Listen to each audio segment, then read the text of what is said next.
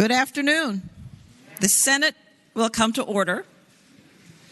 The senators will please take their seats. Those persons not entitled to the privilege of the floor will retire to the gallery.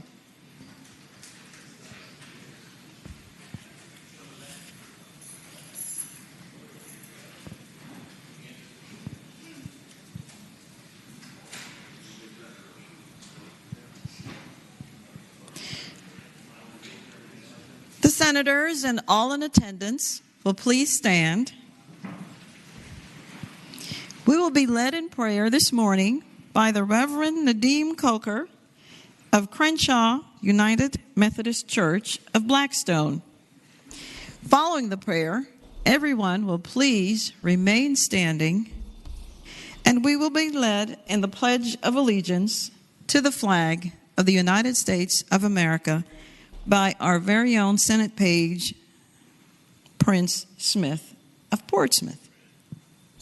Thank you, Lieutenant Governor, and it's great to be here. It's an honor to be here today, and thank you, Senator Ruff, for this opportunity and invitation. Let us pray. Holy and gracious God, loving, merciful, and compassionate God, we praise your name and give you thanks for your never-ending love for all your children.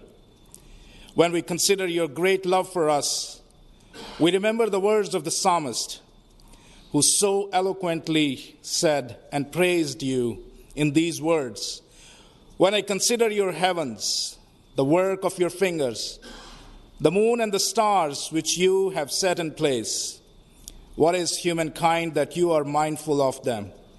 Human beings that you care for them. You have made them a little lower than the angels and crowned them with glory and honor. You made them rulers over the works of your hands. You put them everything under their feet. Holy God, you are sovereign over the rulers of the earth and the judge of nations and governments. And for that reason, we call ourselves in your holy presence with reverence. We thank you for the Commonwealth of Virginia. You have blessed it abundantly. We thank you for the legislators gathered here today.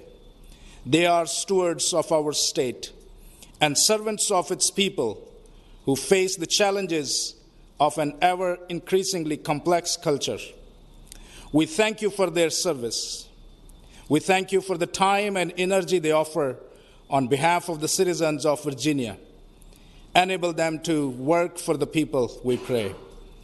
Enable them to work with each other, to do the work of shared governance. Gracious God, inspire them to create legislation that strives for the common good. May they find ways to bless and strengthen those who are economically poor or in some way vulnerable. Help them set aside ideological perfection so they might best work together to benefit all Virginia citizens in this imperfect world. Open their minds to reason and motivate them to compromise when necessary for our citizens' benefit.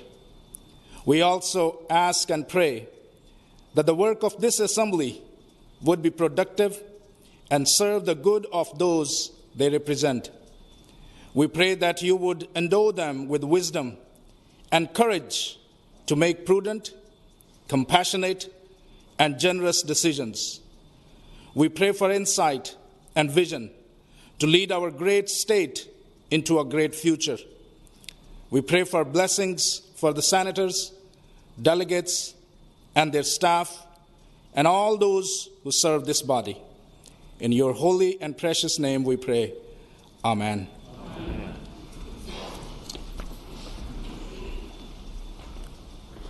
I pledge allegiance to the flag of the United States of America and to the republic for which it stands, one nation, under God, indivisible, with liberty and justice for all.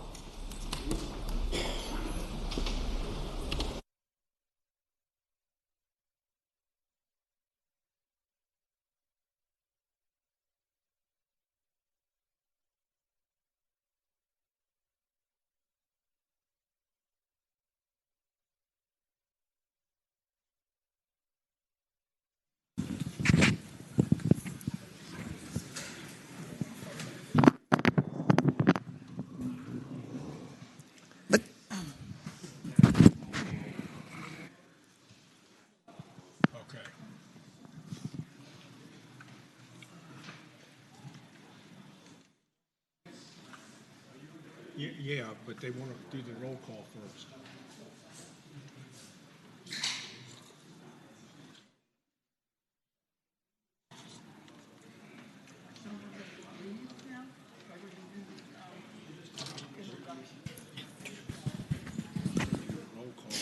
The clerk will call the roll. All those present, please vote aye.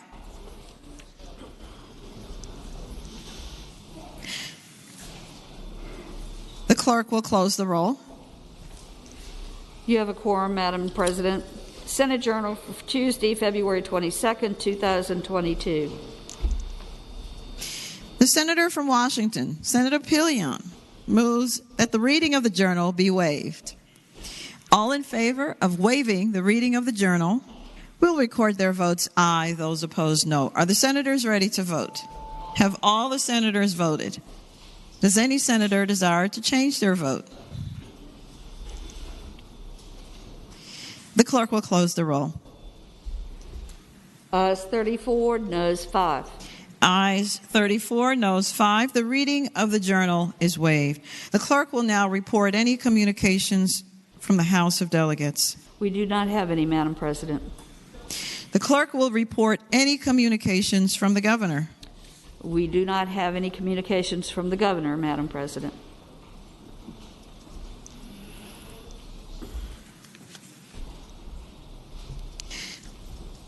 The chair recognizes the gentleman, the senior senator from Fairfax County, Senator Saslaw. Madam President, at this time, I would hope that the Senate would suspend the rules and grant the privileges of the floor to a former member and majority leader, former State Senator Walter Stosh. The question is, shall the rules be suspended and the privileges of the floor granted to a distinguished person? All in favor of the motion will record their votes aye. Those opposed, no. Are the senators ready to vote? Have all the senators voted? Does any senator desire to change their vote? The clerk will close the roll. Ayes 39, noes 0. Ayes 39, no 0. The rules are suspended and the privileges of the floor are granted.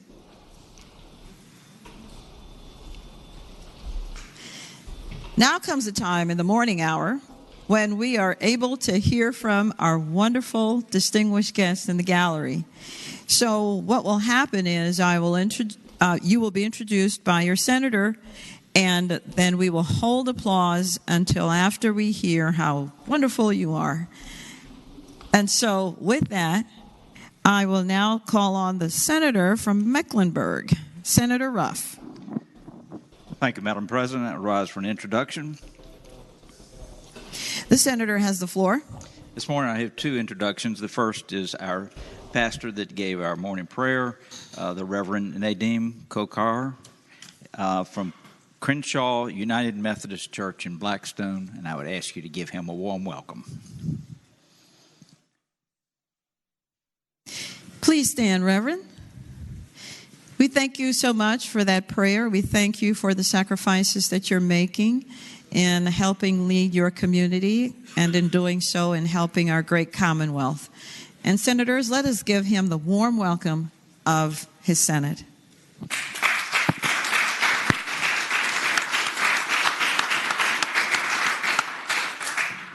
Chair calls again on the senior senator from Fairfax County, Senator Saslaw.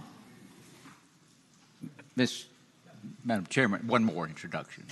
Oh, I'm sorry, sir. Go ahead. Senator Also, may continue. Joining us today in the gallery is Baset Khan, who is my intern from VCU this year, and I ask you to give him also a warm welcome. Please stand. Thank you for coming, and thank you for interning with the senator and seeing your Senate up close and personal just about every day. And you see that how the law is made is sausage making, as they say. Not too pretty, but we get it done. Thank you again. And senators, please give him the warm welcome of his Senate.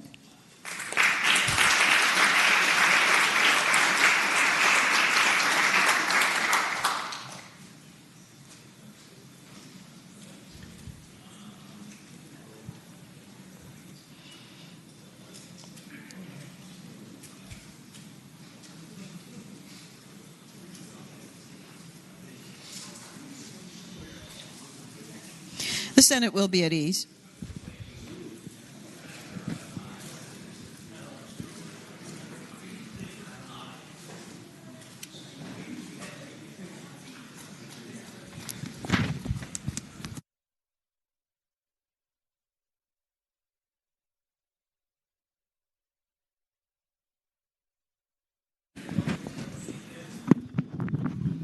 The Senate will come to order. Chair now recognizes the senior senator from Fairfax County, Senator Saslaw. Madam President, I move that we suspend the rules of the Senate and grant privileges of the floor to our special guests. The question is, shall the rules be suspended and the privileges of the floor granted to our special guests?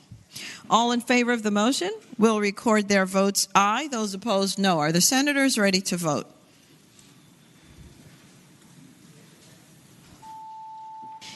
Have all the senators voted?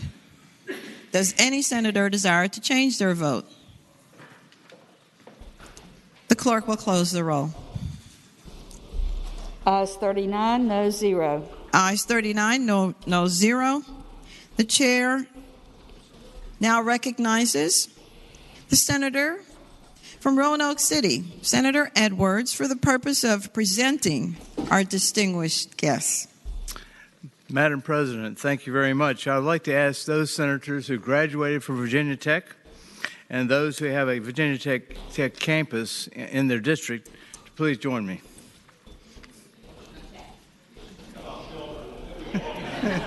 Children from Virginia Tech? Maybe. Okay. Madam President, we have with us today the 16th President of Virginia Tech, Dr. Tim Sands, and his lovely wife, Dr. Laura Sands, along with Vice Rector Ed Bain and Associate Vice President Elizabeth Hooper, and the Commandant of Virginia Tech's Corps of Cadets, General Randy Fullhart. Madam President, today we celebrate the 150th anniversary of Virginia Tech.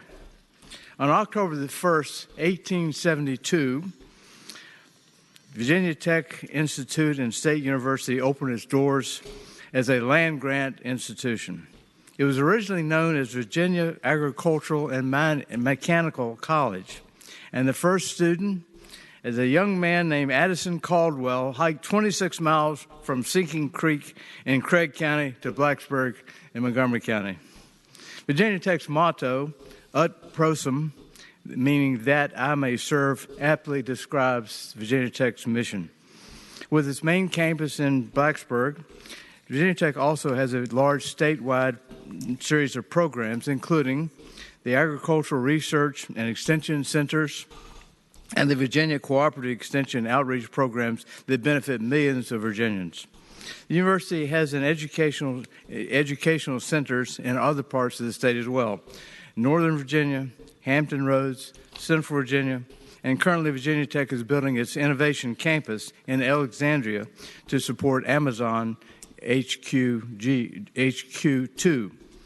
Virginia Tech also has a School of Medicine in Roanoke City and a Research Institute also in Roanoke City, and Virginia Tech is a member of the Roanoke Higher Education Center. Virginia Tech is the Commonwealth's most comprehensive university, Madam President. It has nearly 300 degree programs across 9 colleges and has an enrollment of more than 37,000 undergraduate, graduate, and professional studies students. And worldwide, Madam President, Virginia Tech boasts over 270,000 proud Hokie alumni. It is internationally recognized for its world-class research, its outstanding faculty, and its exceptional facilities. So, Madam President, in celebrating Virginia Tech for 150 years, I ask that the clerk read Senate Joint Resolution 101. Senate Joint Resolution Number 101, commending Virginia Polytechnic Institute and State University. Whereas for 150 years, Virginia Polytechnic Institute and State University, one of the Commonwealth's premier institutions of higher learning, has provided outstanding educational and research opportunities to young men and women while serving the community and the Commonwealth as a whole. And whereas Virginia Polytechnic Institute and State University opened its doors on October the 1st, 1872, as the Commonwealth's first land-grant institution, originally known as the Virginia Agriculture and Mechanical College, with the bill signed by Governor Gilbert C. Walker in 1872, and funds provided through the Morrill Land Grant Act. And whereas 150 years and many name changes later, Virginia Polytechnic Institute and State University, Virginia Tech, is distinguished as the Commonwealth's most comprehensive university and leading research institution with nearly 300 undergraduate and graduate degree programs across 9 colleges and an enrollment of more than 37,000 undergraduates, graduates, and professional students. And whereas over the course of the 150-year history, Virginia Tech has benefited from the leadership of 16 presidents, whose consequential actions have enabled the institution to emerge as a forerunner in higher education locally, nationally, and globally, inspiring and empowering students, faculty, and partners to learn, innovate, and serve their communities in transformational ways.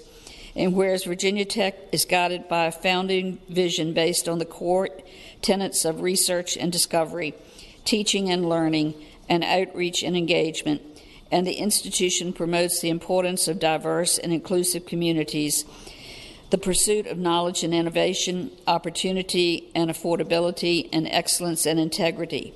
And whereas Virginia Tech has 11 agricultural research and extension center locations, delivering research and extension programs to support producers, K through 12 programs, and citizens throughout the Commonwealth.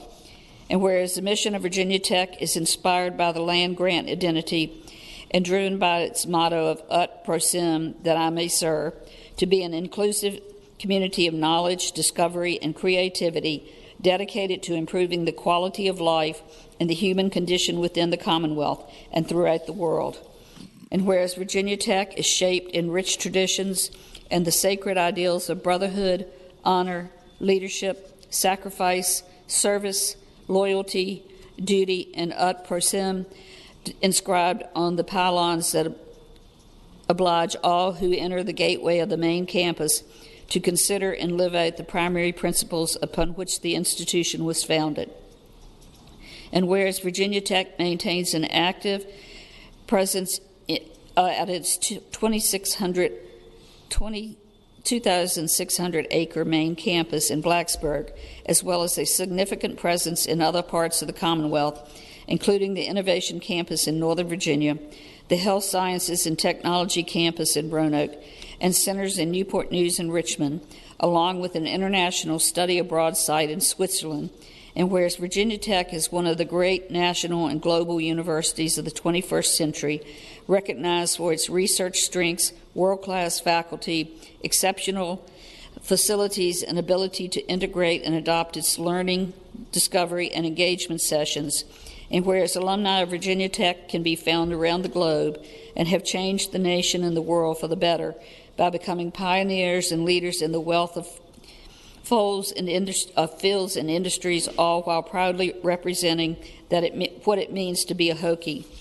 And whereas the members of the General Assembly join with the students, faculty, staff, and more than 270,000 alumni of Virginia Tech in commemorating the important milestone in the university's long and storied history, now therefore be it resolved by the Senate, the House of Delegates concurring, that the General Assembly hereby commend Virginia Polytechnic Institute and State University on the occasion of its 150th anniversary. And be it resolved further that the Clerk of the Senate prepare a copy of this resolution for presentation to Rector Letitia A. Long and President Timothy D. Sands of Virginia Polytechnic Institute and State University as an expression of the General Assembly's admiration for the institution's extraordinary history, unparalleled legacy of excellence, and invaluable contributions to the Commonwealth, the nation, and the world. If you will join me in the well, please, for the presentation.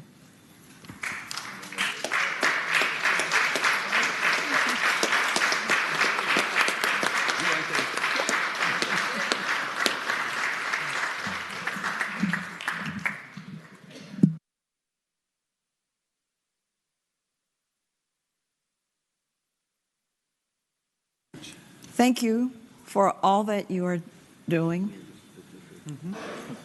for not just the students, but for the Commonwealth, because as your university goes, so goes the Commonwealth. And it never fails to amaze me what the power of one can do, because one person found another person and found another person, and hence the university was born.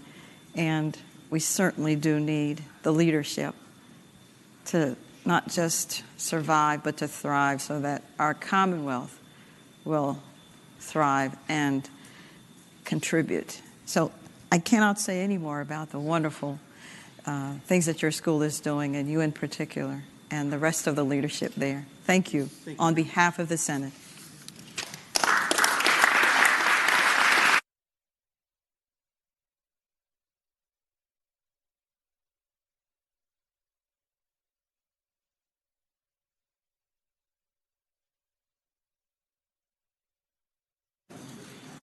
Senate will be at ease.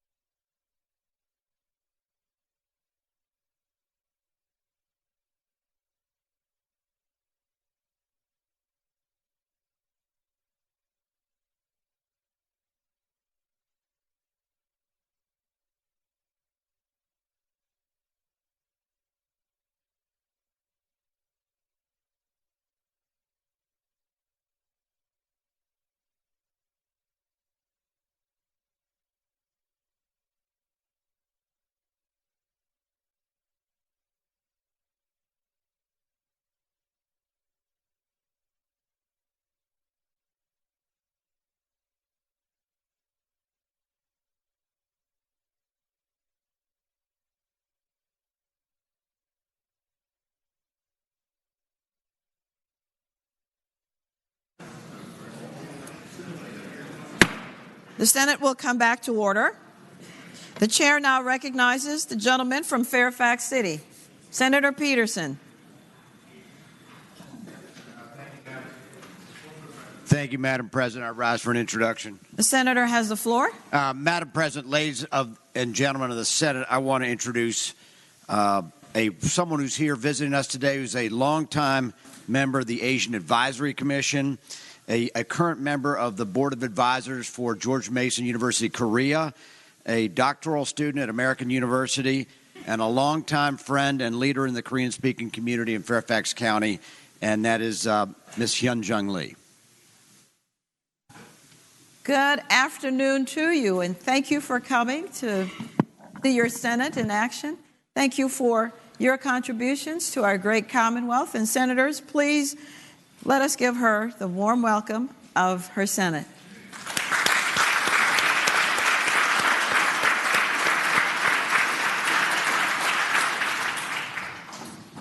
Chair now recognizes the junior senator from Chesterfield, Senator Chase. Good morning, Madam President. Good afternoon. I rise for the purposes of two introductions. Senator has the floor. Thank you, Madam President.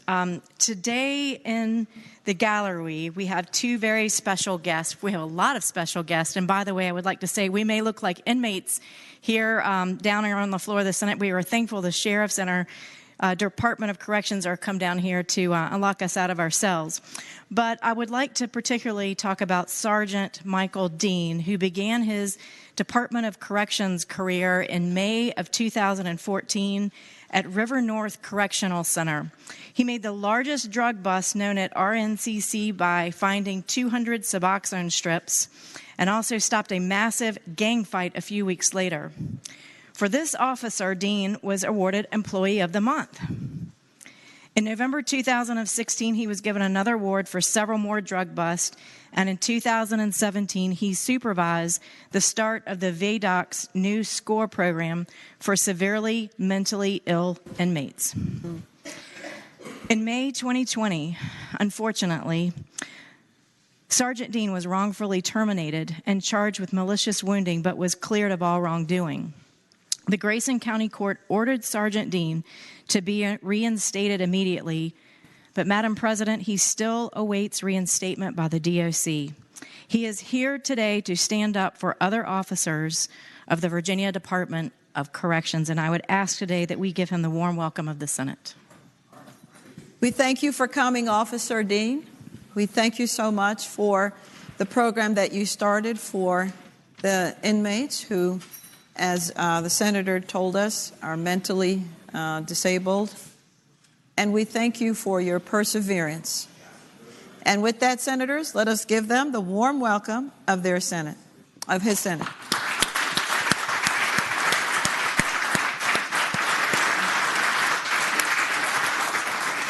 And Madam President, I have a second introduction, if I could, please. The Senator may continue. Thank you, Madam President. I have a second introduction today, and that is Brian T. Mitchell, who also began his career, but at Red Onion State Prison in January of 1999 and moved to Keene Mountain Correctional Center in 2000. He climbed the security ranks from officer to sergeant, then promoted to lieutenant, and went on to become a unit lieutenant. He accepted the institutional investigator's position in 2016 and worked in that position until leaving the employment of the DOC for medical reasons. He is now advocating for changes in the DOC to eliminate corruption, facilitate positive changes for staff, and to promote mental health awareness and treatment. He actively worked in the DOC for over 22 years, and Madam President, I'd ask that we give him the warm welcome of the Senate. Thank you also for coming, and thank you for giving 22 years.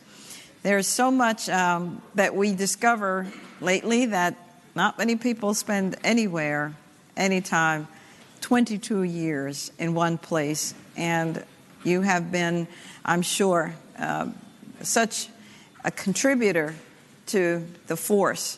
And we thank you for all that you have done and that you continue to do, and that you continue to volunteer, really, to do it. And Senators, let us give him the warm welcome of his Senate.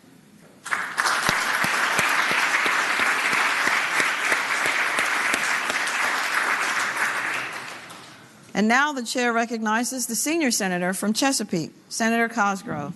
Good afternoon, Madam President. Good afternoon. Thank you, Madam President. I rise for the purposes of an introduction. The senator has the floor. Thank you, Madam President. Ladies and gentlemen of the Senate, today we have visiting from the Virginia Emergency Management Association folks for their lobby day here at the Capitol in Richmond. VEMA is a statewide organization that promotes and supports the twin goals of saving lives and protecting property during times of emergency and disasters in Virginia. And Madam President, you know as well as I do that in coastal Virginia, we get our share of disasters. They seek to promote safer, less vulnerable communities with the capacity to cope with hazards and disasters. VEMA's president, Bobby Jellermine, is with us in the gallery today and is a senior planner with the City of Chesapeake Office of Emergency Management. Madam President, would you please offer these fine and brave individuals the warmest welcome of the Virginia Senate? Thank you for coming, and thank you for what you do, because when an emergency happens, that's when you get to shine, and then we get to see the great talents that it takes to keep us safe when so much is happening, and especially if it's an emergency of that nature, there's sure to be catastrophe. So thank you for that. And Senators, let us give them the warm welcome of their Senate.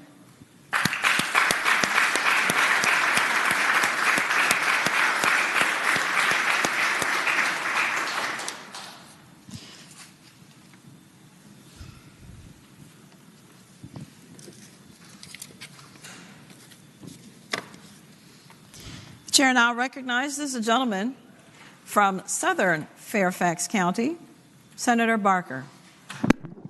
Thank you, Madam President. I rise for an introduction. Senator has the floor. Visiting with us today is the wife of my seatmate, the senator from Western Fairfax. His wife is Julia Marsden and is accompanied by their granddaughter, Eva, who is visiting from Brookhaven, Georgia, outside of Atlanta. Eva is a 9-year-old student at the Greater Atlanta Christian School and a member of the Peach Pit Prada gymnastics team, where she has begun an outstanding career as a gymnast. She lives in the Atlanta area with her parents, Stuart and Stephanie, and her 11-year-old brother, Harrison. This is Eva's first visit to the Capitol here in Richmond, and I ask that Eva and Julia Marsden be given the warm welcome of the Senate. Good morning. Good morning, young lady. We expect to see a lot of 10s from you on the uneven bars and the balance beam and everywhere. But no pressure. And thank you, Mrs. Marsden, for coming, and we have kept him safe. And senators, let us give them the warm welcome of the Senate.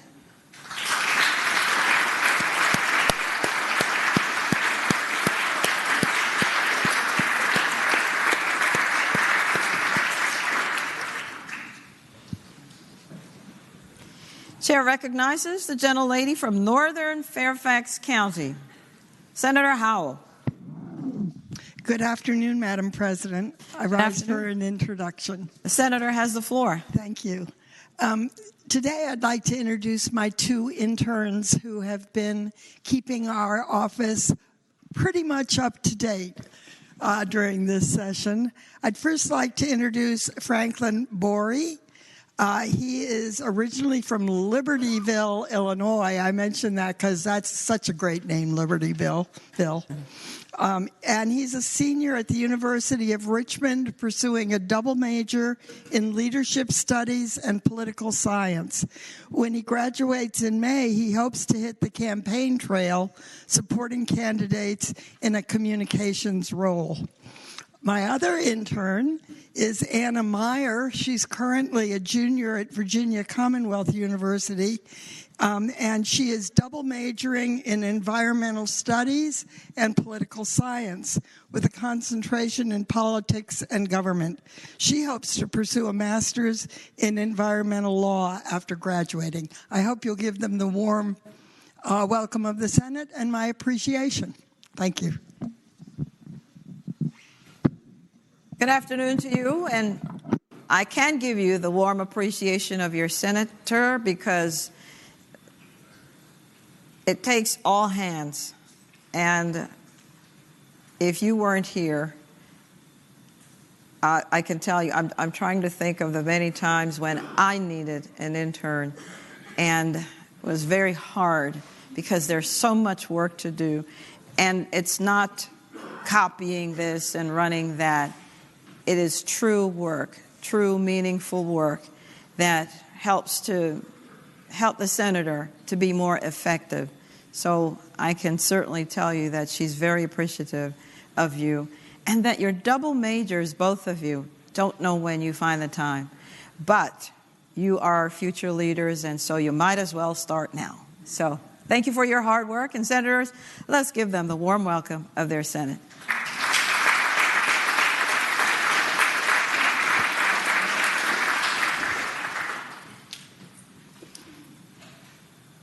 The gentleman from Western Fairfax County, Senator Marsden. Thank you, Madam President. I rise for an introduction. The senator has the floor. Thank you, Madam President. In the gallery today is someone who barely needs an introduction. He's been with us for quite some time, and that's Rick Holcomb, our outgoing Commissioner of the Department of Motor Vehicles. Joining Rick today are his partner, A.C. Gregg, and staff members from DMV, Jessica Sayer, Sandra Jack, Camden Gutschall, and Sharon Brown.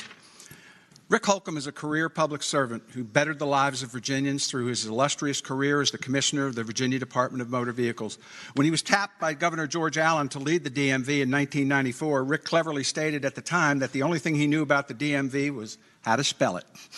Since then, he served as commissioner in 5 administrations in both political parties. Rick worked with members on both sides of the aisle and stakeholders throughout the Commonwealth to build consensus on critical transportation issues and devise innovative solutions to serve Virginians. In between stints as the commissioner of the DMV, Rick was the head of a National Association for the Trucking Industry until he was again appointed as DMV commissioner by Governor Bob McDonnell in 2010, then reappointed by Governor Terry McAuliffe in 2014 and Governor Ralph Northam in 2018. Throughout his 19 years as commissioner of the Virginia Department of Motor Vehicles, Rick rolled out numerous improvements. All of us in this chamber are aware of the number of problems he and his staff has solved for many of our constituents in a timely and courteous manner. For legislators, dealing with DMV was a great experience. During his first seven-year tenure, he made Virginia the first state to allow online transactions. He improved access by increasing operating hours and opening new locations. During the pandemic, no state agency had a greater challenge than DMV to switch to an all-virtual environment. Prior to DMV reopening to in-person transactions, they were actually conducting more transactions virtually than they had conducted in person before the pandemic. In recent years, he expanded the number of different transactions customers conduct online to 50 and then added 10 more during the pandemic. He added the ability of Virginians to access other government services, including voter registration, hunting and fishing licenses, and requests for birth certificates, death certificates, and marriage records. To honor his career and decades-long pursuit of bettering the lives of Virginians, I ask we extend the warm welcome and gratitude of the Virginia Senate for a man that, if he did not exist, we would have to invent. Thank you, Rick.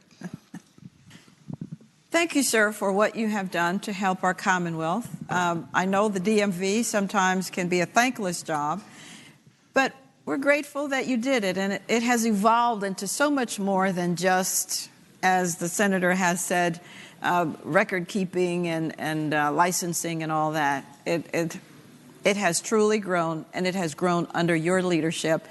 And COVID certainly pointed out some areas that we've got to fix, and we thank you for leading us through that.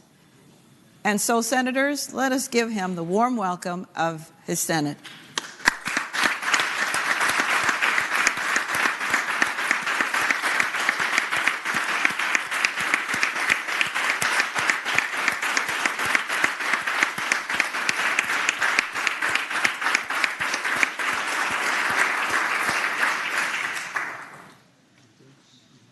Chair recognizes the gentleman from Tazewell, Senator Hackworth. Good afternoon, Madam President. I rise for the purpose of introduction. The senator has the floor. Madam President, today in the gallery we have the sheriffs and deputies with Virginia Law Enforcement Sheriff's Association, more commonly known as VLES. They will rise. They represent the interest of the 86 sheriff's office that provide the primary law enforcement responses in the respective communities, typically in rural Virginia. The association was formed with the primary goal of advocating to ensure these deputies were paid a livable wage. These deputies have joined us today from nearly every corner of the Commonwealth. We have representatives from Amherst, Bedford, Bland, Brunswick, Campbell, Carroll, Giles, Grayson, Hanover, Montgomery, Page, Smith, Tazewell, Washington, Wise, and Wythe counties. Madam President, I ask that you extend to these selfless public servants who put on their badge every day to go out in our communities to keep us and our families safe the warm welcome of the Senate. Good afternoon to you, ladies and gentlemen. We thank you for coming to see your Senate in action, and we thank you for the sacrifice that you make, because we know that every day that you come to work, it may be your last. And yet you put that vest on, you put that uniform on, and you come anyway with the one goal of keeping us safe. So we thank you for doing that, and we thank you for your families lending us to you so that you can keep us safe. And let us give them the warm welcome of their Senate.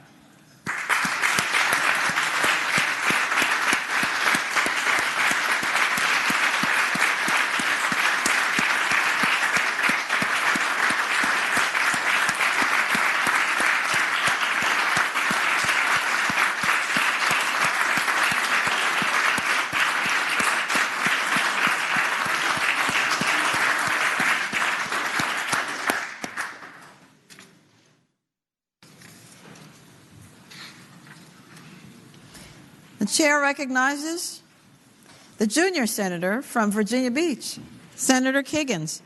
Madam President, I rise for the purposes of two introductions. The senator has the floor. Madam President, the first group of people I'd like to introduce are constituents of mine from the 7th Senate District. We have Mr. Kevin Adams and his wife Sheila Adams. And Kevin is a 26-year Navy veteran. He was a Mustang that enlisted and pursued an officer track and retired after 26 years of service in the surface warfare community. He got out of the Navy and he started a small business, Adams Family Handyman Services. He is very active just in Virginia Beach. He and his wife, they are great just supporters and involved in their community and out and about town, lots and lots of places that I go. They have been married 35 years and they have 9 children, and his wife Sheila has homeschooled, I think, all of them. So it's an honor to have them with me today, and I request that you give them the warm welcome of the Senate. Good afternoon to you, and thank you for coming. We thank you for your naval service, and we thank Mrs. Adams for her service as well, because if you serve, she has to serve. She has to keep the home fires burning when you're away protecting our country. And we thank you so very much for doing that, both of you. And Senators, let us give them the warm welcome of their Senate.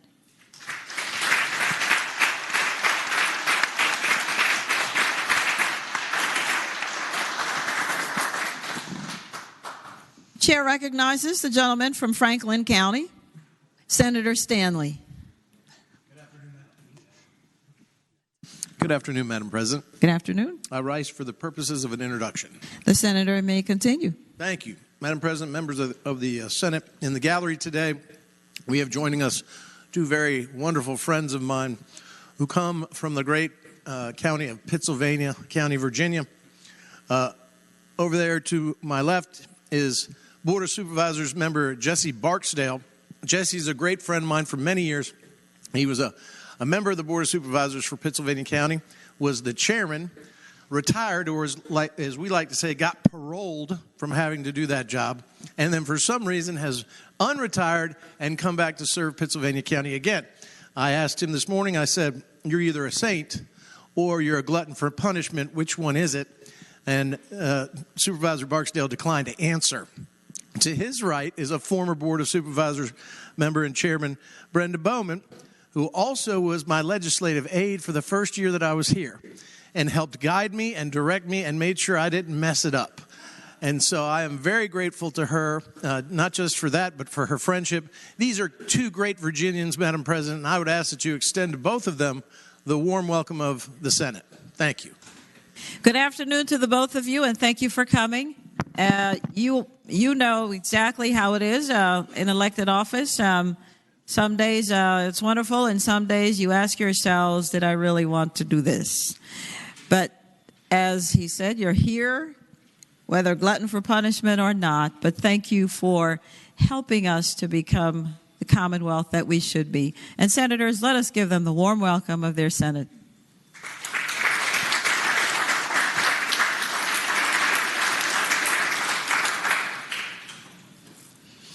Chair recognizes the Senator from Enrico, Senator Donovan.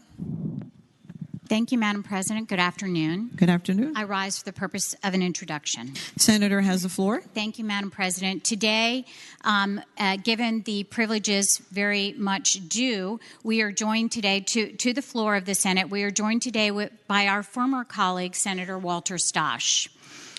You guys know him, but I'm going to go through a few things anyway because if I talk off the top of my head, it'll just be from the heart, and there's some good details you should have here, too. He was a member of the Senate, of course, from 92 to 2016.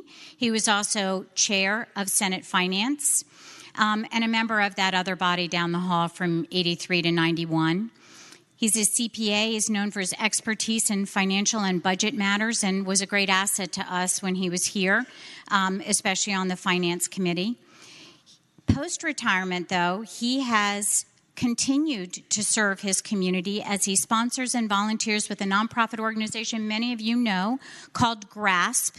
It provides free in-public school financial advisory services to low-income students to connect them to a lot of services that enable them to have higher education and find funding for that they would not have because they don't have the resources necessarily at home that would help them be able to do that. GRASP, which is Great Aspirations Scholarship Program, assists almost 8,000 students every year in Virginia and awards hundreds of thousands of dollars in scholarship each year to needy students. He and his wife, Eleanor, of 65 years, live in Henrico County, so he was my senator and now he's my constituent. They have 2 grandchildren. They have 2 children, 4 grandchildren, and 3 great-grandchildren, with 1 on the way in June. So with my heart full that he is here, I hope you will welcome my beloved friend, Walter Stosh, back to the floor of the Senate, Madam President. Good afternoon, Senator. A senator and a gentleman indeed. Thank you for continuing to serve the Commonwealth, even though you are no longer in office. And why would anyone do that? It is because you have a heart of gold. You served so many years here, and you've continued that. We thank you for helping our future Virginians, our future leaders, so that they too can one day be here, possibly, or in another capacity to serve. And, you know, leadership is not what you say, as I said before, it's what you do, and you are a true leader. And senators, let us give your former colleague the great welcome of his Senate.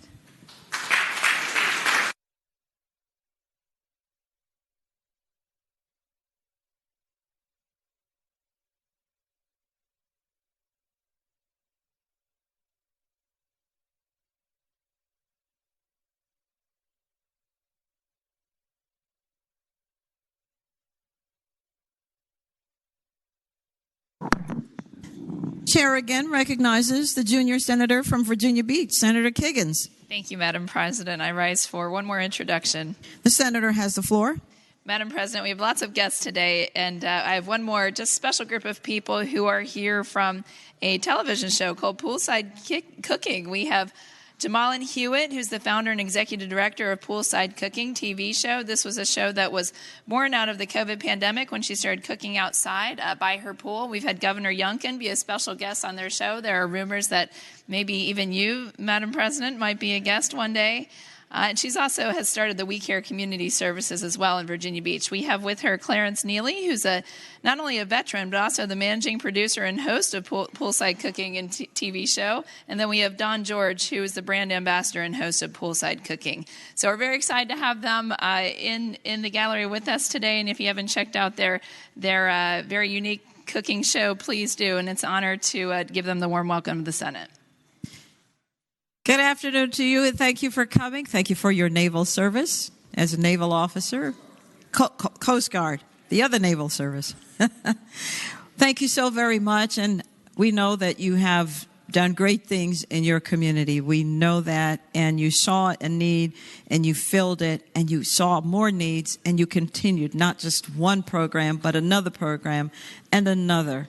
And you are definitely leaders, as we do know, and one day maybe I'll be able to come down and learn how to cook.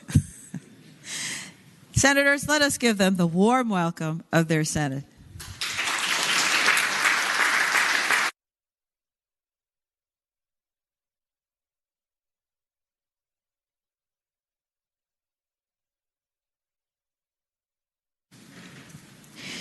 Is there any other business to come for the morning hour? Chair recognizes the senior senator from Fairfax County, Senator Saslaw. Madam President, in order that the Senate Finance staff can finish up with a presentation of some of the members of the Senate, I would ask that we now stand in recess to 1:45. Without objection, the Senate stands at recess until 1:45.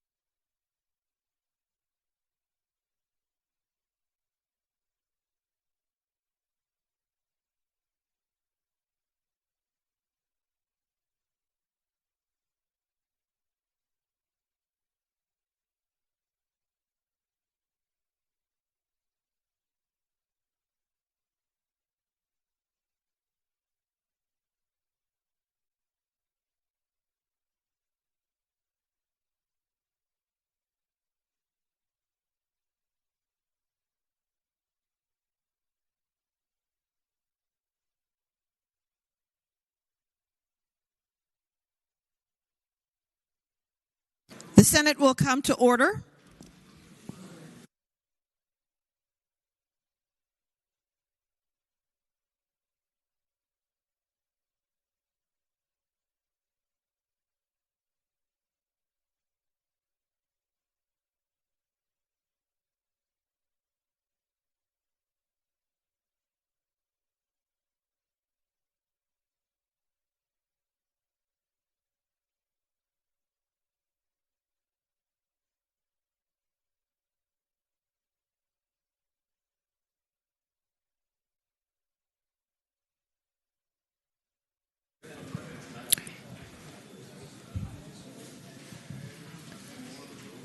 Is there any other business for the morning hour?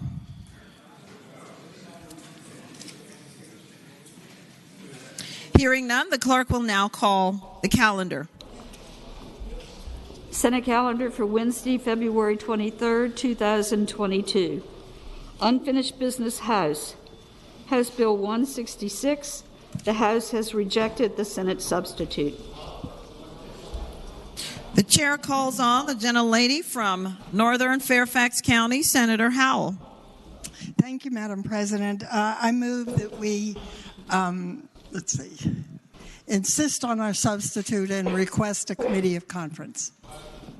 The question is, shall the Senate insist on its substitute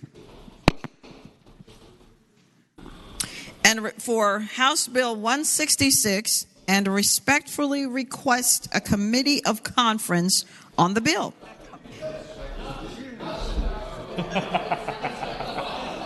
All those in favor of the motion, please record their votes. Aye. Those opposed, no. Are the senators ready to vote? Have all the senators voted? Does any senator desire to change their vote? The clerk will close the roll. Ayes 40, no 0. Ayes 40, no 0.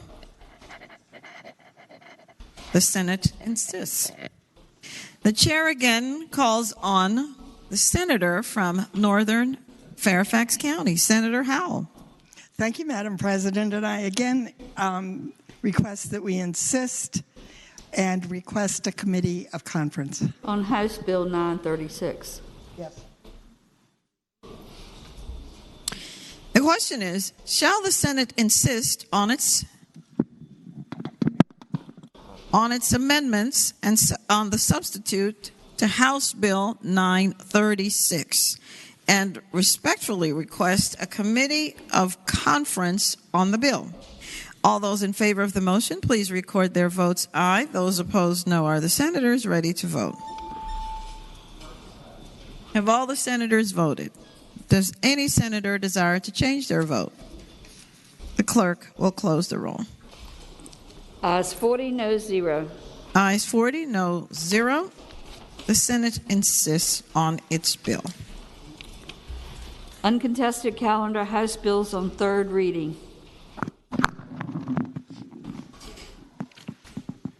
The chair recognizes the senior senator from Fairfax County, Senator Saslaw. Madam President, I move that all House bills on third reading on the uncontested calendar, pages 2 through 11, that's House Bill 32 through House Bill 1311, be advanced to their final passage in a block after the adoption of any amendments thereto. And any senator desiring to remove a bill from the block, please do so after the clerk has read the number of the bill. The question is, shall House bills on the uncontested calendar, third reading, pages 2 through 11, House bills 32 through 1311, be placed upon their final passage in a block after the adoption of the amendments, with the understanding that any senator desiring to remove a bill from the block do so after the clerk has read the number of the bill? All in favor of the motion will say aye. Those opposed, no. The ayes have it. The motion is agreed to. The bills are before us in the block. The clerk will now read the number of the bills. House Bill 32, reported from the Committee on Local Government with a substitute.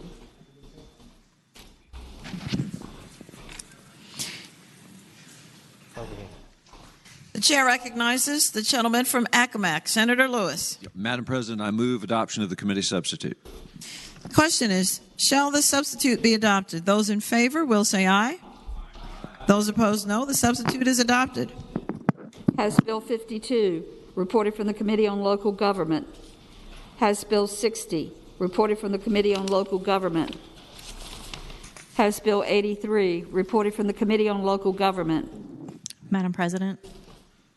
Chair recognizes the junior senator from Chesterfield, Senator Chase. Thank you, Madam President. Can House Bill 32 on page 2 come out of the block, please? Without objection, House Bill 32 on page 2 is out of the block.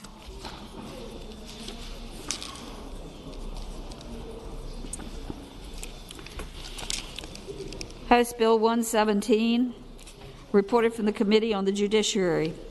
House Bill 161, reported from the Committee on Local Government. House Bill 167, reported from the Committee on Local Government. House Bill 218, reported from the Committee on Local Government. House Bill 220, reported from the Committee on Local Government. House Bill 272, reported from the Committee on Local Government. House Bill 339, reported from the Committee on Local Government. House Bill 437, reported from the Committee on Local Government. House Bill 497, reported from the Committee on the Judiciary. House Bill 548, reported from the Committee on Local Government. House Bill 616, reported from the Committee on Local Government. House Bill 682, reported from the Committee on the Judiciary with substitute. The chair recognizes the gentleman from Roanoke. Madam President, I move that the Committee on the Judiciary substitute be adopted. The question is, shall the substitute be adopted? Those in favor of the motion will say aye. Those opposed, no. The substitute is adopted. House Bill 700, reported from the Committee on Local Government. House Bill 710, reported from the Committee on Local Government. House Bill 711, reported from the Committee on the Judiciary. House Bill 808, reported from the Committee on the Judiciary. House Bill 822, reported from the Committee on Local Government. House Bill 907, reported from the Committee on Local Government. House Bill 1066, reported from the Committee on the Judiciary. House Bill 1145, reported from the Committee on the Judiciary. House Bill 1163, reported from the Committee on Local Government. House Bill 1170, reported from the Committee on Local Government. House Bill 1285, reported from the Committee on the Judiciary. House Bill 1311, reported from the Committee on Local Government.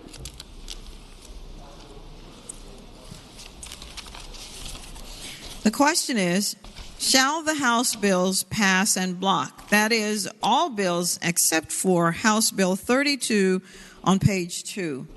All in favor of the motion will record their votes aye. Those opposed, no. Are the senators ready to vote? Have all the senators voted? Does any senator desire to change their vote? The clerk will close the roll. Ayes 40, no 0. Ayes 40, no 0. The bills in the block pass. On page 2, House Bill 32. Chair recognizes the gentleman from Accomack. Madam President, move that the bill pass, and speaking to that motion. The senator has the floor. Madam President, House Bill 32 is identical to a bill that I believe was carried by the senator from Bath, and it simply adds Bath County to the long list of localities that can charge a fee for solid waste disposal. So renew my motion that the bill pass. The question is, shall the bill pass? Those in favor of passage will record their votes aye. Those opposed, no. Are the senators ready to vote? Have all the senators voted? Does any senator desire to change their vote? The clerk will close the roll. Ayes 35, noes 5. Ayes 35, noes 5. The bill passes.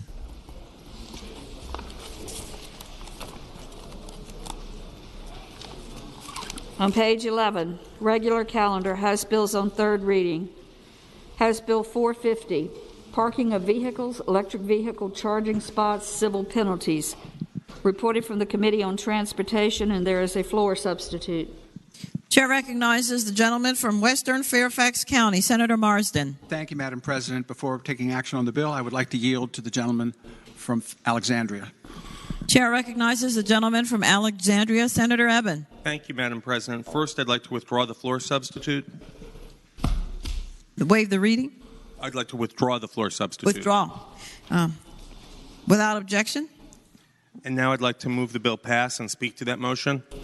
The senator has the floor. This is the bill to protect electric vehicle charging stations infrastructure by establishing a penalty for parking in a spot by a non-electric vehicle.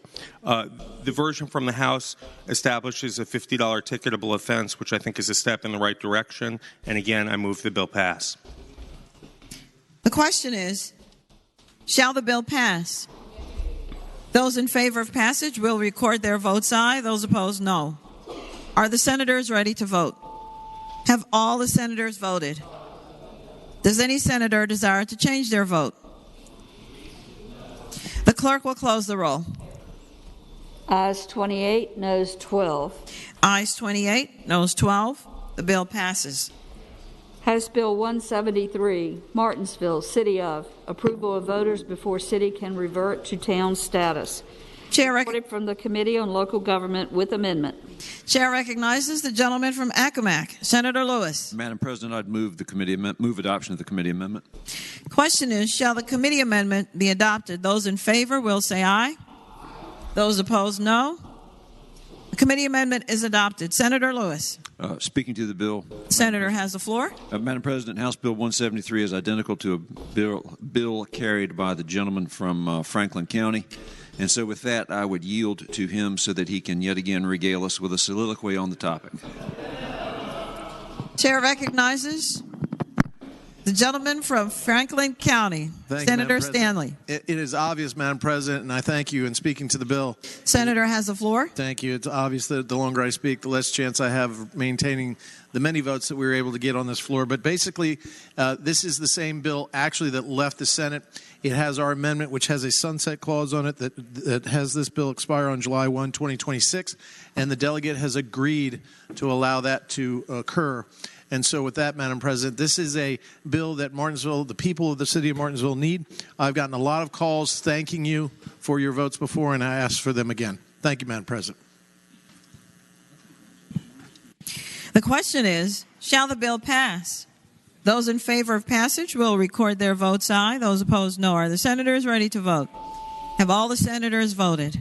Does any senator desire to change their vote?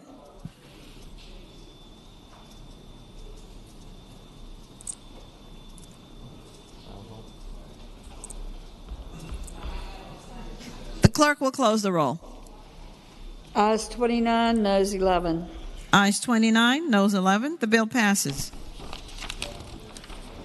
House Bill 377, Charitable Institutions and Associations, Local Appropriations to Faith-Based Organizations. Reported from the Committee on Local Government. Chair recognizes Senator Lewis, the gentleman from Accomack. Madam President, could that bill go by for the day? Without objection, House Bill 377, page 12, goes by for the day. House Bill 614, Appeals Bond, removes requirement for indigent parties to post appeal of unlawful detainer. Reported from the Committee on the Judiciary. Gentleman from Roanoke City, Senator Edwards. Madam President, I move that House Bill 614 pass, and by way of explanation. The senator has the floor.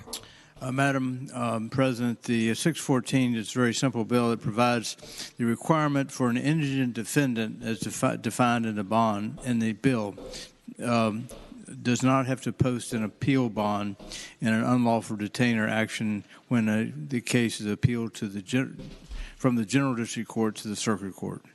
That's all it does. With that explanation, I move the bill pass. The question is, shall the bill pass? Those in favor of passage will record their votes aye. Those opposed, no. Are the senators ready to vote? Have all the senators voted? Does any senator desire to change their vote? The clerk will close the roll. Ayes 24, noes 15. Ayes 24, noes 15. The bill passes. House Bill 670, Independent Policing Auditor, County Manager Plan of Government. Reported from the Committee on Local Government.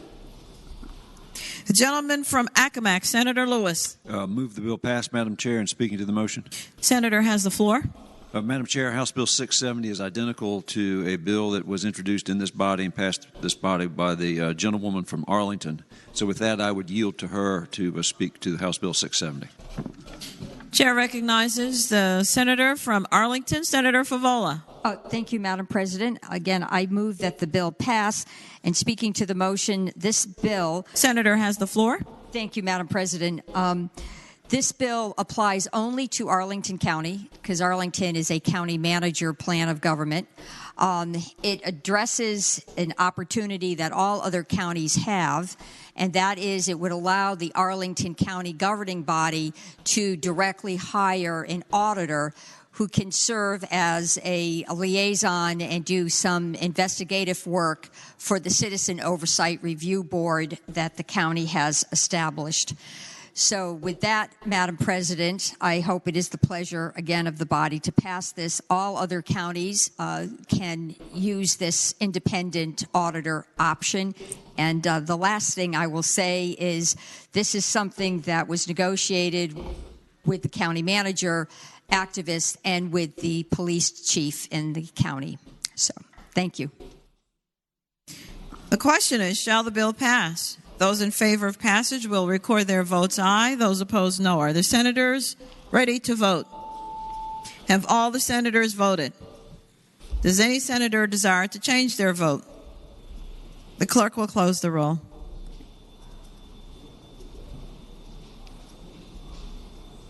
Ayes 21, noes 19. Ayes 21, noes 19. The bill passes. House Bill 1080, Sex Offenders in Emergency Shelters, Notification, Registration, Penalty. Reported from the Committee on the Judiciary with a substitute. The senator from Roanoke City, Senator Edwards. Madam President, I move that the committee's substitute be adopted. The question is, shall the substitute be agreed to? Those in favor will say aye. Aye. Those opposed, no. The substitute is agreed to. The gentleman from Roanoke City. Madam President, the substitute is very simple. It provides that... the senator has the floor. Madam President, the substitute simply provides that no person should be denied entry into an emergency shelter when there's a declared emergency, solely on the basis of their status as a registered sex offender, unless such entry is otherwise prohibited by law, so long as the person gives notice to the shelter's staff. With that explanation, I move the bill pass. This is similar to a bill that we passed in 2019, but never made it out of conference committee. With that explanation, I move that the bill pass. The chair recognizes the junior senator from Richmond City, Senator Morrissey. Thank you, Madam President. Would the gentleman from Roanoke City yield for a question? Will Senator Edwards yield? I'll be glad to yield for a question. Senator Morrissey. During your explanation, you said that this bill would prevent somebody from entering a shelter simply because they were a sex offender. But in actuality, doesn't it require somebody during an emergency, whether they're freezing or there's a flood, to come to the shelter and announce to the staff, I am a sex offender, I'm on the SOR, before they can stay? The gentleman from Roanoke City. I meant to say that no person should be denied entry in emergency shelter solely because they're a sex offender, so long as they give staff notice. Would the gentleman yield for another question? Will the senator yield? Be happy to. Senator Morrissey. Can the gentleman explain what the genesis of this bill was? Was there a proliferation of sex offenders going to emergency shelters where they were freezing, their home was flooded, and they were causing a problem or a ruckus in an emergency shelter? The gentleman from Roanoke City. Madam President, this was a request from the city of Chesapeake, as I understand it. Is there another question, Senator? I thank the gentleman speaking to the bill. The junior senator from Richmond City, Senator Morrissey. Madam President, ladies and gentlemen, first of all, let's be clear that on line 17, it does state, quote, no person shall be denied entry into an emergency shelter. But the purpose of the bill is that if you are on the SOR and there is an emergency, freezing temperature, there's a flood, there's a declaration of emergency, that when the person gets there, he or she must announce, I'm on the SOR. Absolutely no reason for this bill at all. It is a solution looking for a problem, and it does the exact opposite of what we would want to do. When there is a freezing temperatures or there's some type of an emergency, often the police will round people up or encourage them to go to a shelter. Here, this is what they've got to do. They get to the shelter and announce to the people in charge that they're on the SOR. Now, it does say further down that they can't be denied entry, but it is the purpose is for them to go to that shelter and announce that they're on the SOR. I cannot see any benefit whatsoever. It is a classic example of a solution looking for a problem, and I hope there will be a lot of red votes that go up for this. Thank you, Madam President. Chair recognizes the senator from Fairfax City, Senator Peterson. Thank you, Madam President. I think I want to join my brother colleague, and I think this will be speaking to the bill, sir. Yeah, speaking to the measure. Senator has the floor. Thank you, Madam President. I think I'm going into double digits on the amount of times I've spoken against this bill. I will say that I have spoken to people that have either been labeled a SRO or their families, and it is in many ways the modern day equivalent of leprosy. We identify somebody as an outcast, somebody we don't want to have around, somebody we don't want to be around. And there are stories from earlier generations about how people are treated. And again, I just think that this is a bill that goes out of its way to not show mercy. And I know the gentleman who carries this, who I have the highest standard and the highest respect for, and I realize it's a municipal request, but I think it's a bridge too far, and I hope we defeat this bill. Chair recognizes the senior senator from Chesapeake, Senator Cosgrove. Thank you, Madam President. Speak to the bill. The senator has the floor. Thank you, Madam President. Madam President, this bill doesn't really do a whole lot except require somebody who has been put on the sexual offender registry to just notify the authorities once they enter a facility that is there for a disaster. The question was, or the point was made that this is a solution looking for a problem. If you can say Hurricane Katrina and the Superdome and the numerous sexual assaults and child sexual assaults that happened during that tragic time, there's your problem. Here's a solution. This in no way keeps anyone out of a shelter. This in no way puts anyone in danger. On the other side, it does let the authorities know that there is somebody in there who has a past and is a sexual predator. So I hope that you will look at the body of the bill and protect those who are in need of protection. Thank you, Madam President. Chair recognizes the gentleman from King George, Senator Stewart. Thank you, Madam President. Would the gentleman from Richmond City, the junior senator, yield for a question? Senator Morrissey, will you yield? I yield. Gentleman yields. Senator Stewart. Thank you, Madam President. I would ask the gentleman, I'm not as familiar with this area of the law as some, but if you have an order of the court and you're on this registry, aren't you sometimes forbidden from being around certain people, children, schools, other things? Is that not accurate? The junior senator from Richmond City. I would tell the senator that he's accurate.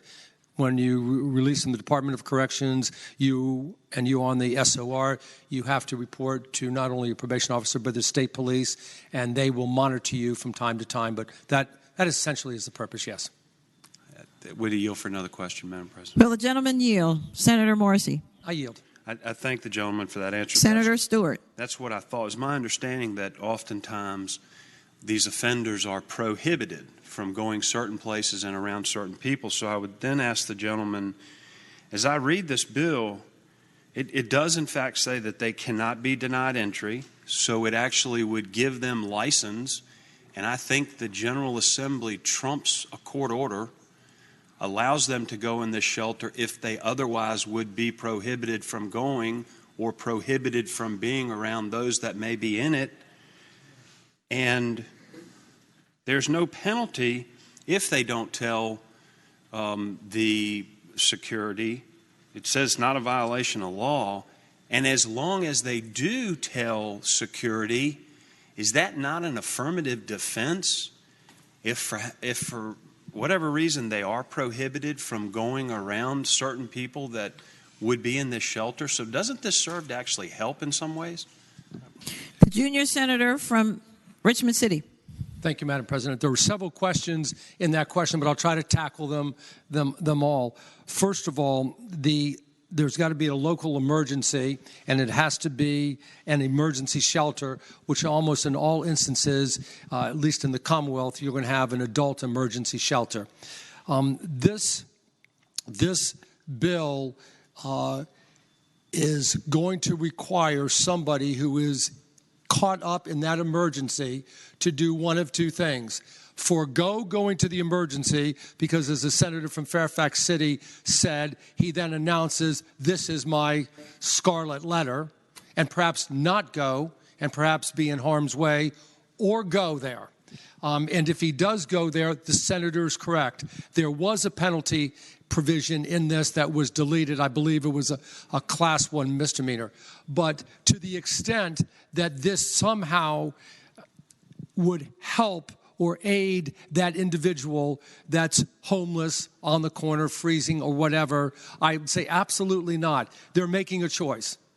Do I go there and announce I'm in the SOR, bring attention to myself, yes, I'll be taken out of the cold or whatever, or do I not say anything? And again, I heard the gentleman talk about the problems in Louisiana.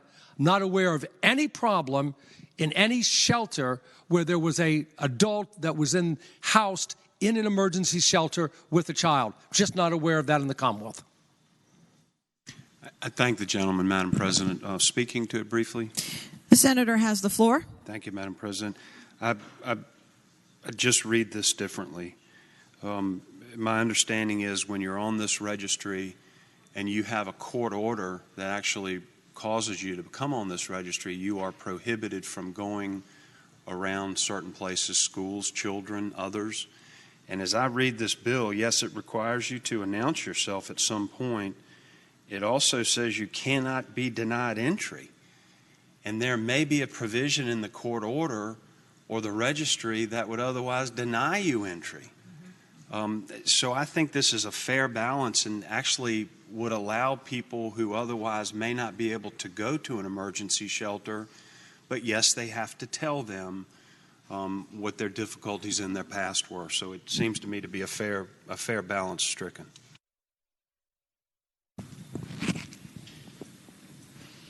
The question is, shall the bill pass? Those in favor of passage will record their votes aye. Those opposed, no. Are the senators ready to vote? Have all the senators voted? Does any senator desire to change their vote? The clerk will close the roll. Ayes 24, no 16. Ayes 24, no 16. The bill passes. House Bill 1130, law enforcement officers, retired, sworn, purchase of service handguns or other weapons.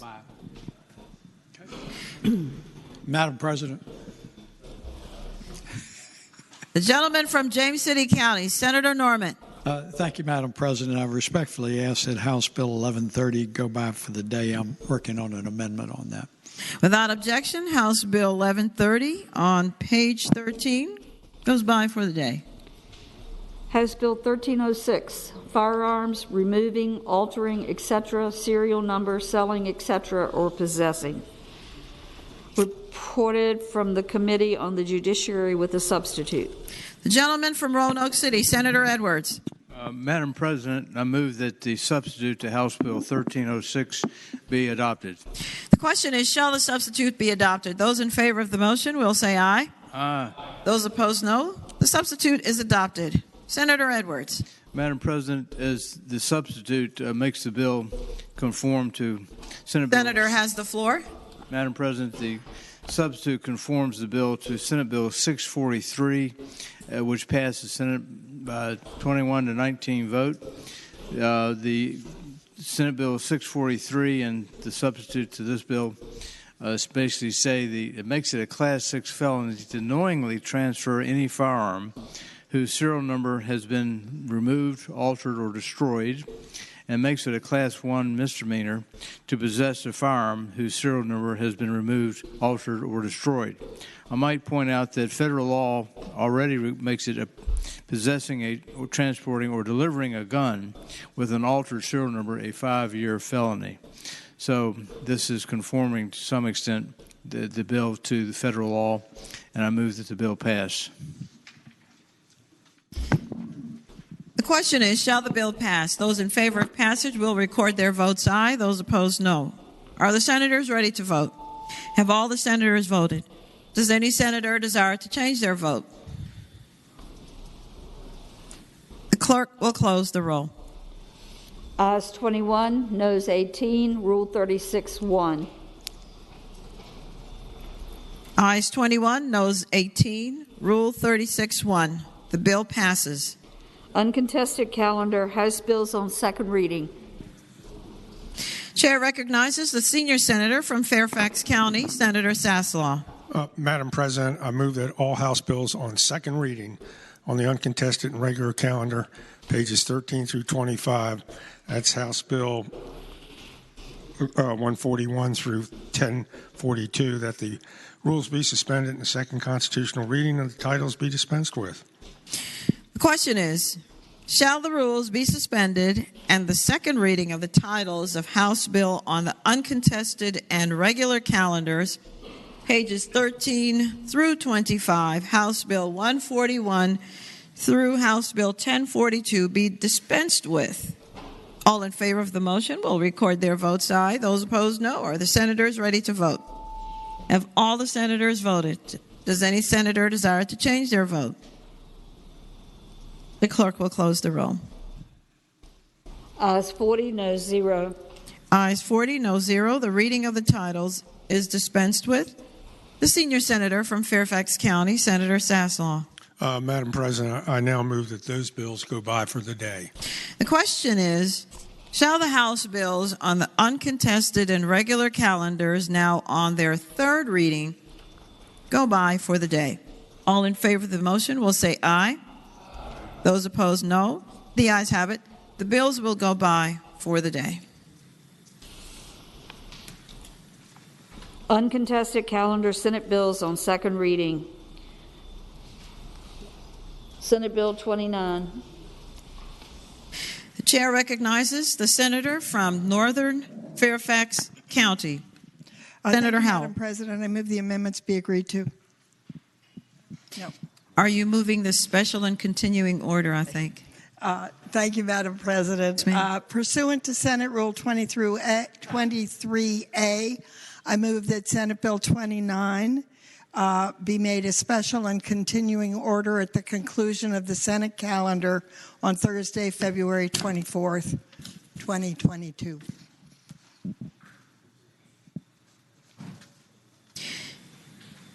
The question is, shall Senate Bill 29 be made a special and continuing order at the conclusion of the Senate calendar on Thursday, February 24th, 2022? All in favor of agreeing to the motion will record their votes aye. Those opposed, no. Are the senators ready to vote? Have all the senators voted? Does any senator desire to change their vote?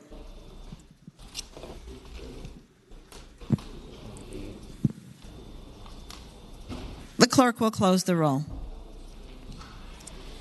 Ayes 40, no 0. Ayes 40, no 0. The special and continuing order is set for Senate Bill 29 at the conclusion of the Senate calendar on Thursday, February 24th, 2022. What did I say? She only moved the one. She's going to move the next one now. It's 29 and 30 in a block. Thank you. She didn't move that.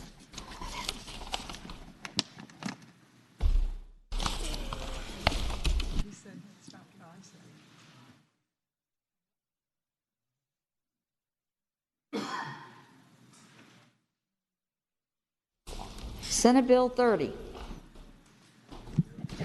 Chair recognizes again Senator Howell. Thank you, Madam President. Pursuant to Senate Rule 23A, I move that Senate Bill 30 be made a special and continuing order at the conclusion of the Senate calendar on Thursday, February 24th, 2022. The question is, shall Senate Bill 30 be made a special and continuing order at the conclusion again of the Senate calendar on Thursday, February 24th, 2022? All in favor of agreeing to the motion will record their votes aye. Those opposed, no. Are the senators ready to vote? Have all the senators voted? Does any senator desire to change their vote? The clerk will close the roll. Ayes 40, no 0. Ayes 40, no 0. The special and continuing order is also set for Senate Bill 30 at the conclusion of the Senate calendar on Thursday, February 24th, 2022. And the chair again recognizes the senator from Northern Fairfax County, Senator Howell. Pass by for the day.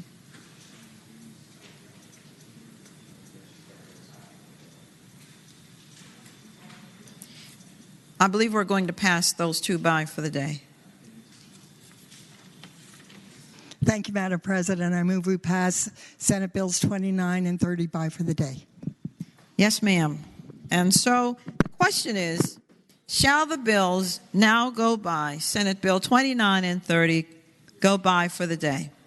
Those in favor of the motion will say aye. Aye. Those opposed, no. Senate Bills 29 and 30 go by for the day.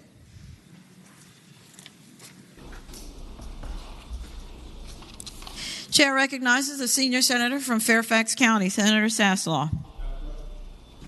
Madam President, I require the clerk to complete the calendar. Yes, sir.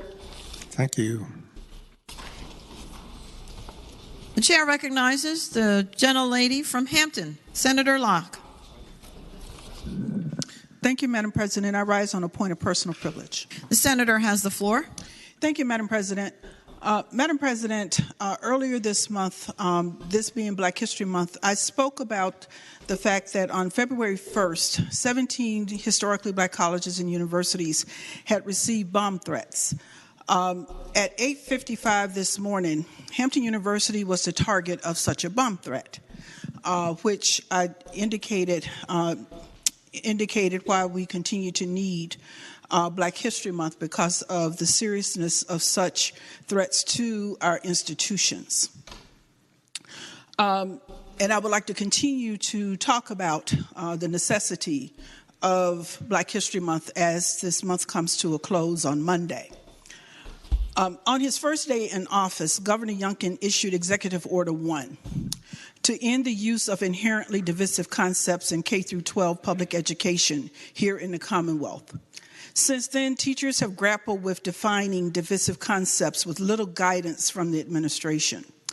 Connor Collins, a Newport News middle school teacher of AP U.S. History, reviewed the order and couldn't find any specific answers and stated that the order only led to more questions, which left him concerned that his lessons on the era of enslavement would be outlawed under the new order. I, alongside Mr. Collins, am left with an executive directive without definition, one that threatens to erase Black history. This is not the first time African Americans have struggled against definitions here in Virginia. African American history is not something that is a concept or a theory, but is fact in our history. a history we will not stand by and watch this administration erase. Students at Norfolk's Roadstead Montessori High School have seen this firsthand as they have spent years transcribing ship manifests and records of sail tracking the names of enslaved men, women, and children shipped south from Norfolk to New Orleans. This project, which aims to help Black Americans trace their ancestry, could easily be outlawed by the governor's ban if defined as a divisive concept. But that does not change the reality of what happened, a reality that students can only truly understand by engaging with this material firsthand. One student said, "It's not really real until you see all those names on paper. Names of men, women, and children as young as 9 who were defined as property and shipped south as cargo. Would tracking these facts be an inherently divisive concept? These facts are not simply concepts. They are history, our history. African-American poet Audre Lorde once said, "For Black women as well as Black men, it is axiomatic that if we do not define ourselves for ourselves, we will be defined by others for their use and to our detriment." Defined like we were upon landing on the shores of Virginia in 1619 at Old Point Comfort, listed alongside the cargo of the ship, and defined as 20 and odd Negroes by Captain John Rolfe. At Fort Monroe, where the first Africans landed, the journey of slavery had its beginnings, and it is at that same place where it began to unravel in 1861. Major General Benjamin Butler, military leader and lawyer, determined that the U.S. Constitution and the Fugitive Slave Act did not affect another country, which Virginia had claimed to itself to be as part of the Confederate States of America. So when 3 brave men set out from Confederate-controlled Norfolk and sailed and rowed across Hampton Roads to the Union fort of Fort Monroe, Governor Butler defined them as contraband of war, the same definition that was offered to captured cattle and buildings, yet they were no longer enslaved. Frank Butler, James Townsend, and Shepard Mallory, the contrabands, became some of the first African Americans to escape the shackles of slavery and fought alongside other patriots to defeat the Confederacy and unite our country, a history that is now ironically being defined as too divisive to teach to the children of the Commonwealth. I would now like to borrow a phrase from United States Congressman Donald McEachin, one of our former colleagues who sat here on this floor, who said earlier this month in describing the assassination of Dr. Martin Luther King when talking about critical race theory. He said that Dr. King was murdered on April 4th, 1968. And he said it was critical, it was about race, but it wasn't a theory, it was fact. So when Frank Baker, James Townsend, and Shepard Mallory decided to row across Hampton Roads in 1861, it was critical, it was about race, it was not theory, it was a fact. Zora Neale Hurston, another great African American author, said, "If you are silent about your pain, they'll kill you and say you enjoyed it." I stand today and refuse to be silent. I refuse to allow the teaching of our history to be silenced. The history of our people is one of resilience, self-determination, and self-definition. And that history is not one that divides, but should unite, should inspire us all to push back against leadership that threatens to silence the voice of the many for the comfort of the few. Thank you, Madam President. The chair recognizes the senior senator from Chesapeake, Senator Cosgrove. Thank you, Madam President. I rise for a point of personal privilege and a motion. The senator has the floor. Thank you, Madam President. Ladies and gentlemen of the Senate, on February 19th, 1945, over 7,000 Marines stormed the beaches of a small island in the Pacific. On that fateful day, our United States Marines invaded Iwo Jima, accompanied by ferocious naval bombardment to, quote, soften up the enemy defenses. And I'm sorry to say, as a former naval officer, that bombardment did not accomplish its goal. The enemy was simply biding their time to open up on the Marines in their own timing. After days of incredible fighting and loss of life, something incredible happened.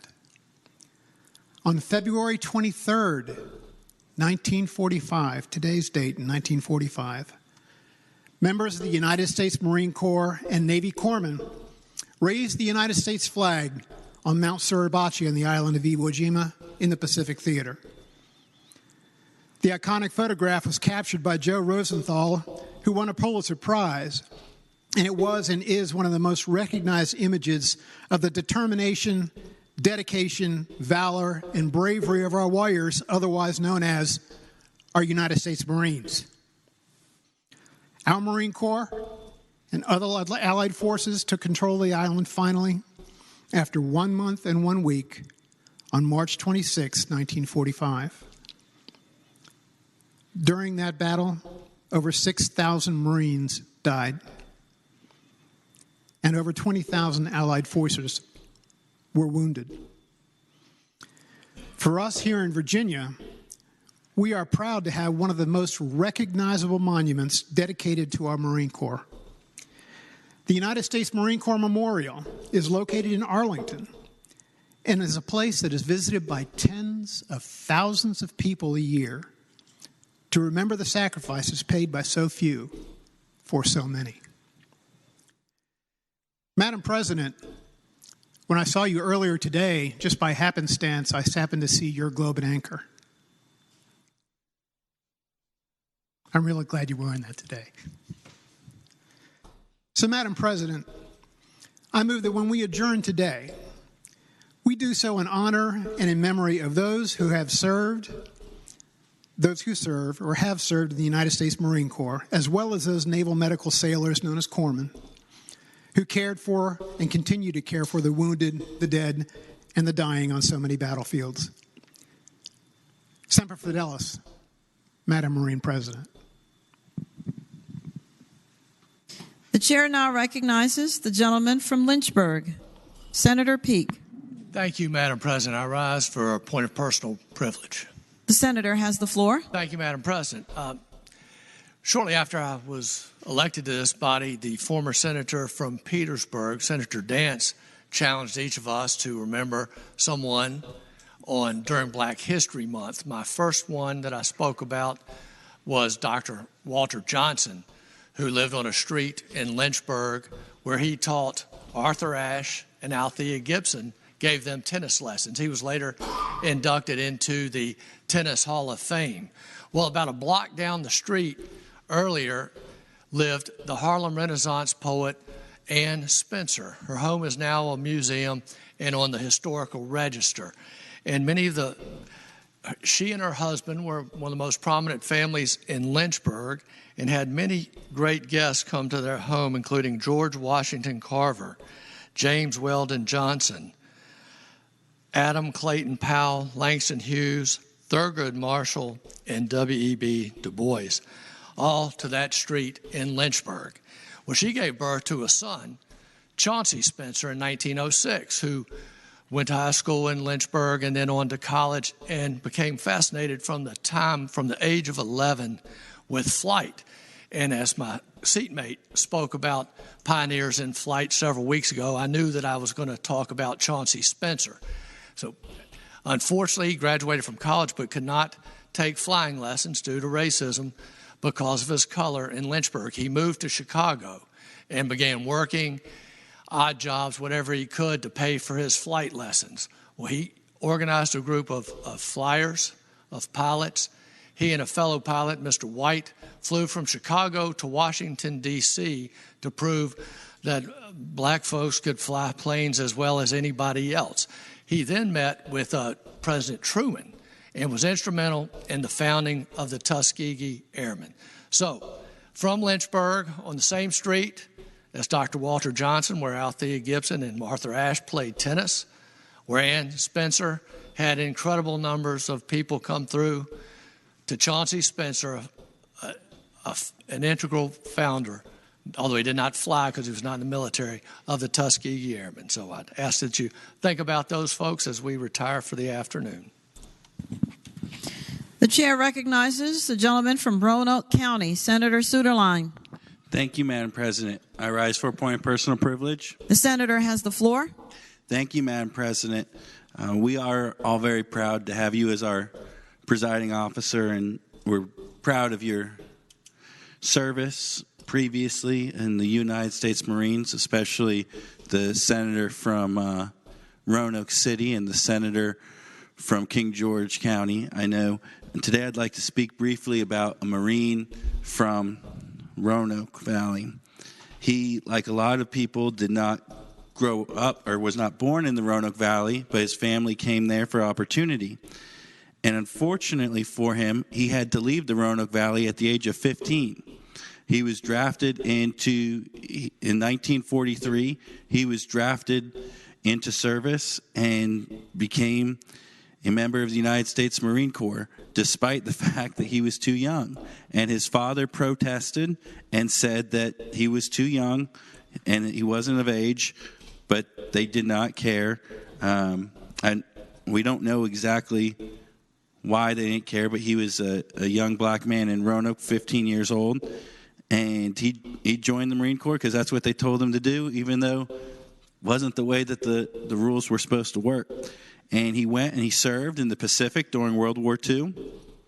And when his time finished up, he chose to re-enlist, even though that's how he'd gotten started was through some miscommunication or some problem.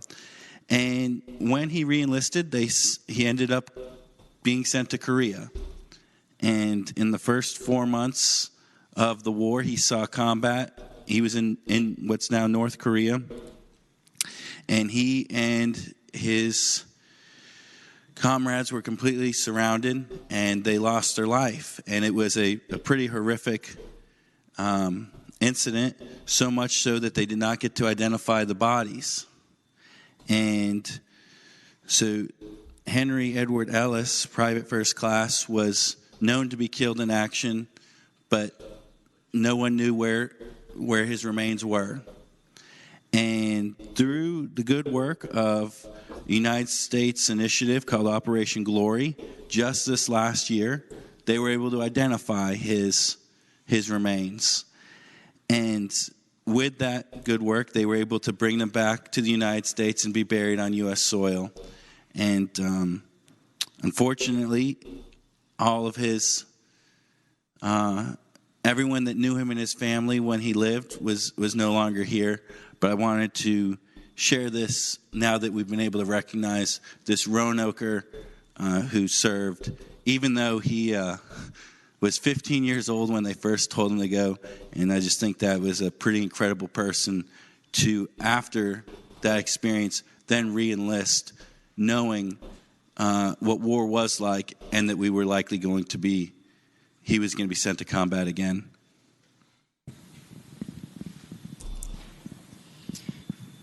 Is there any other business to come before the Senate?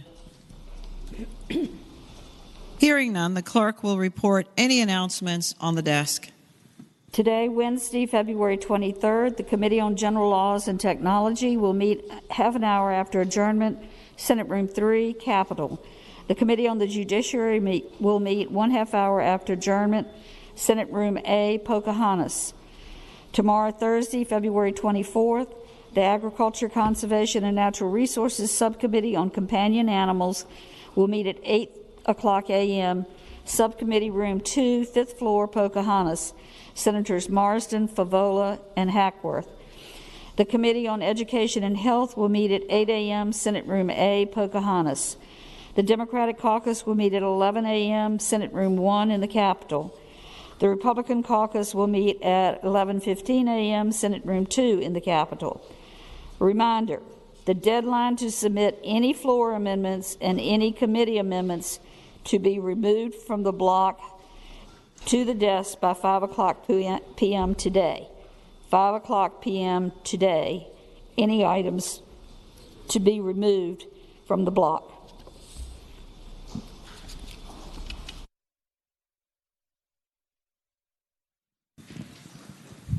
The chair now calls on the senator from Portsmouth, Senator Lucas. Thank you, Madam President. Madam President, I move that the Senate do now adjourn until 12 noon tomorrow, and that we do so in memory of those who served in the Marines and Marine Corps who helped them. The question is, shall the Senate adjourn until 12 o'clock noon tomorrow in memory of those who served in the United States Marine Corps and the United States Navy corpsmen who helped them? All in favor of the motion will say aye. Those opposed, no. The ayes have it. The motion is agreed to. The Senate stands adjourned until 12 o'clock noon tomorrow.